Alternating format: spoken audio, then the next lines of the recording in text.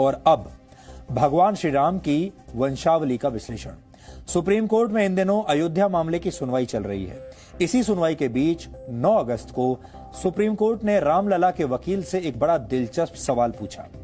Supreme court ने यह सवाल पूछा कि क्या भगवान श्री राम का कोई वंशज इस समय अयोध्या या दुनिया में मौजूद है। इस पर रामलला के वकील ने जवाब दिया कि उन्हें इसकी कोई जानकारी नहीं। लेकिन आज हमने इस सवाल का जवाब ढूंढने की कोशिश की है। आज हमने भगवान राम के वंश पर एक दिलचस्प विश्लेषण आपके लिए तैयार किया है।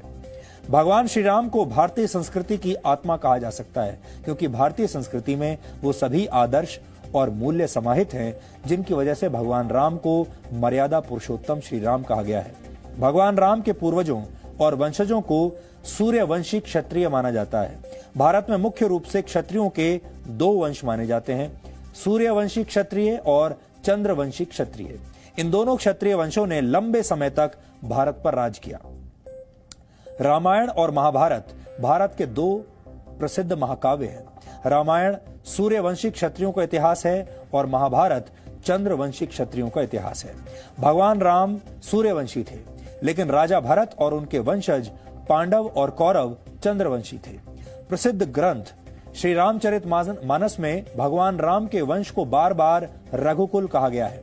रघुकुल का अर्थ है राजा रघु का परिवार। इसी परिवार में राजा दशरथ के पुत्र राजा राम हुए।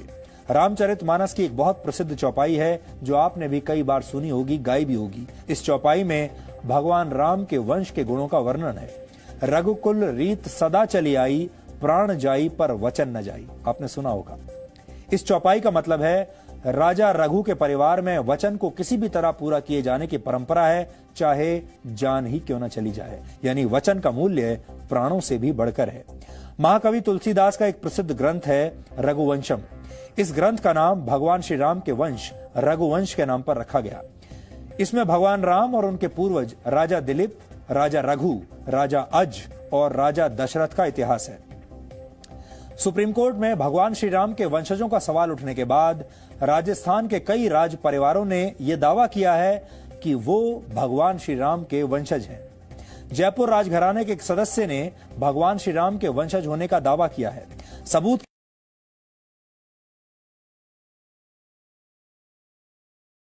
300 पीढ़ियों का एक चार्ट पेश किया है। यह चार्ट आज हमारे पास भी है। इस चार्ट के पहले पेज के आखिर में 60वें नंबर पर राजा रघु का नाम है। इसके बाद राजा अज, राजा दशरथ और फिर राजा राम का नाम है। आपकी स्क्रीन पर, हम आपको और बड़ी स्क्रीन पर इसको दिखाने की कोशिश करते हैं, आप इस चार्ट को देख पाएंगे। ये वो चार्ट है और अगर आप ध्यान से देखेंगे, अगर मेरे हाथ में भी अभी ये चार्ट है तो मैं आपको पढ़कर बता सकता हूं। इसमें 60वें नंबर पर अगर आप देखेंगे तो 60वें नंबर पर है रघु, 61 नंबर पर है अज, 62 नंबर पर दशरथ, 63 नंबर पर श्री राम और 64 नंबर पर कुश लिखा हुआ है। ये वो चार्ट है जो अभी हम आपको स्क्रीन पर दिखा रहे थे। महाराणा प्रताप के सिसोदिया राज परिवार के वंशजों ने भी खुद को भगवान श्री राम का वंशज बताया है। आज हमने राज परिवारों के इन दावों पर एक ज्ञानवर्धक वीडियो विश्लेषण तैयार किया है जो आप सबको कुछ नया भी बताएगा और उम्मीद करते हैं कि आपको पसंद भी आएगा।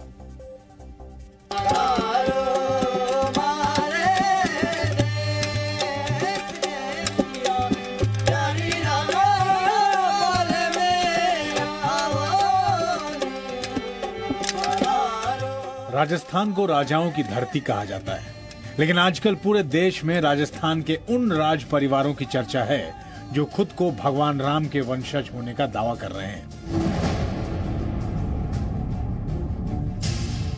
सबसे पहला दावा किया है जयपुर के कछवाहा राजघराने से जुड़ी राजकुमारी दिया कुमारी ने। कछवाहा वंश के राजाओं का नाम इतिहास में दर्ज है।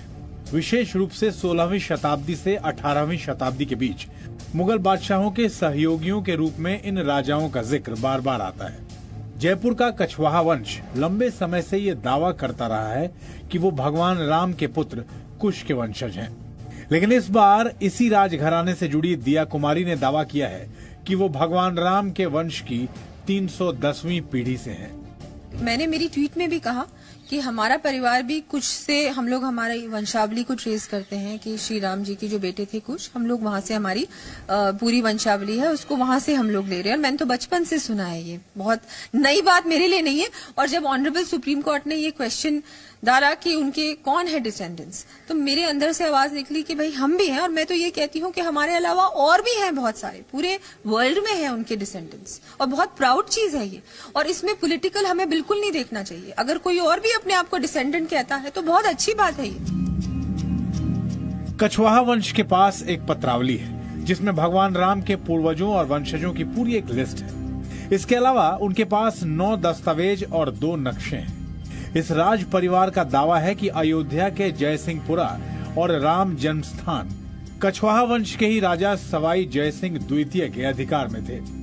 बहुत जल्दी बनना चाहिए, क्योंकि ये तो अगर वहां पर जैसे राम जी का जन्म हुआ है तो ये बहुत ही हमारे लिए बहुत इम्पोर्टेंट भूमि है, बहुत ही महत्वपूर्ण स्थान है। और वो तो मैं उस काम में तो देरी होनी ही नहीं चाहिए। तो फिर क्या इसके लिए दस्तावेज आपकी ओर से कोर्ट को सुपुर्द किए जाएंगे या पक्षकारों को उपलब्ध करेंगे? बिल्कुल, अगर जरूरत पड़ेगी तो करेंगे, लेकिन अभी तक हम लोगों ने इसके बारे में बिल्कुल भी नहीं सोचा और हम लोग आगे होके बिल्कुल इस लीगल कार्रवाई में नहीं पड़ना चाहते। मेवाड़ के सिसोदिया वंश के राज परिवार से जुड़े महाराणा महेंद्र सिंह के पुत्र विश्वराज सिंह ने भी दावा किया है कि उनका वंश भगवान श्री राम के वंश से जुड़ा है। मुगल बादशाह बाबर से खानवा का युद्ध लड़ने वाले राणा संग्राम सिंह और अकबर के हल्दी घाटी की लड़ाई लड़ने वाले महाराणा प्रताप भी सिसोदिया वंश के महाराजा थे।